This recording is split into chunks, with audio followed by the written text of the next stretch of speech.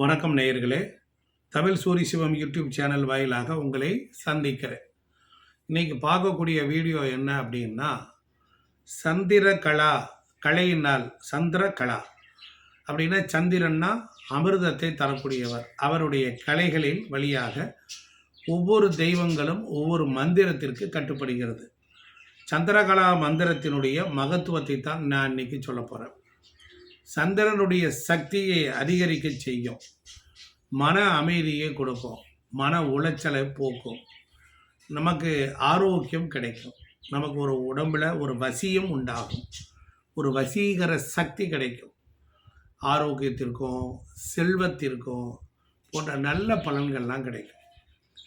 நட்சத்திர தோஷங்கள் நம்மக்கிட்ட இருந்தால், இப்போ ஒரு நட்சத்திரத்தின் மேலே ராகு பகவான் ட்ராவல் பண்ணுறார், செவ்வாய் ட்ராவல் பண்ணுறார் அப்படின்னா நமக்கு அன்றைக்கி டென்ஷன் ஆகும். இப்போ நான் பேசிக்கிட்டு இருக்கிற நேரம் சதய நட்சத்திரத்தில் சந்திரன் போகிறார். கடகராசிக்காரர்களுக்கு எப்படி இருக்கும்? டென்ஷன், படபடப்பு, கோபம், எரிச்சல், ஒரு விதமான பதட்டமான சூழல்கள் இவைகள்லாம் ஏற்படும். இந்த மாதிரி மனச்சோர்வு ஏற்படும். சூனியங்கள் போன்றவையெல்லாம் இருந்தாலும் நீங்குவதற்கு உங்களை நீங்கள் பலப்படுத்தி கொள்ள வேண்டும். அப்போ சந்திரகலா மந்திரம் அப்படிங்கிற மந்திரத்தை சொல்கிறேன், பின்னாலையும் பாருங்கள் போட்டிருப்பேன். ஓம் சோம் சந்திராய நமக, ஓம் க்ளீம் சந்திரகலாயை நமக, ஓம் க்ரீம் ஸ்ரீம் க்ளீம் சந்திரகலா தேவியே நமக. இவ்வளோதாங்க. இதை ஒரு 1008 தடவை சொல்லுங்கள்.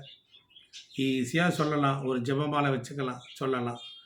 இதை ஜபிக்கக்கூடிய முறைகளை சொல்கிறேன், அதுதானே ரொம்ப முக்கியம்.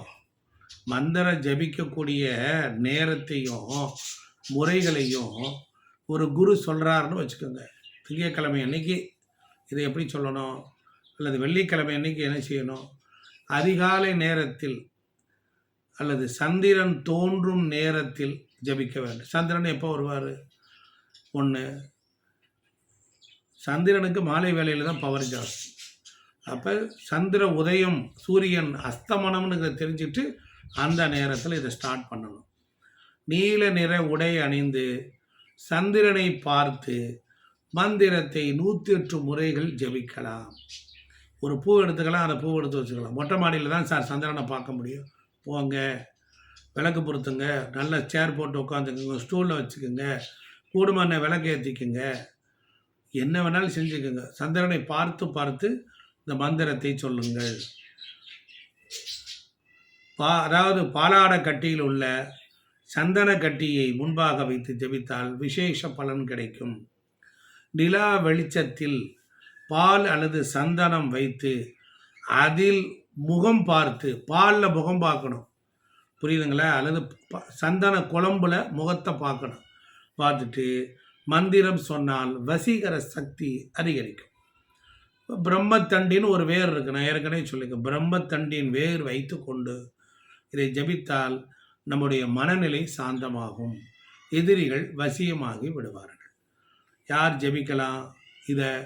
மனச்சோர்வு, பயம் உள்ளவர்கள், வேலை வியாபாரத்தில் தடைகளாக வந்துக்கிட்டு இருக்கு, காதல் பிரச்சனை சுவாமி, குடும்பத்தில் பிரச்சனை உள்ளவர்கள், எதிரிகளால் தொல்லை உணர்பவர்கள், எனக்கு அவனால தான் சாமி எனக்கு தொல்லை, வசீகர சக்தி கிடைக்கும், பண வரவு வரும், சந்தோஷம் தேவைப்படும். இப்படிப்பட்டவர்கள் நீங்கள் இந்த சந்திரகலா மந்திரத்தை நான் சொன்ன போல செய்தீர்களானால், மனம் வலுப்பட்டால், நமக்கு மனம் தைரியம் ஏற்பட்டால் வெற்றி உண்டாகும். சந்திரகலா என்பது ஸ்வீட் பார்க்குறதுக்கே அழகாக இருக்கும்.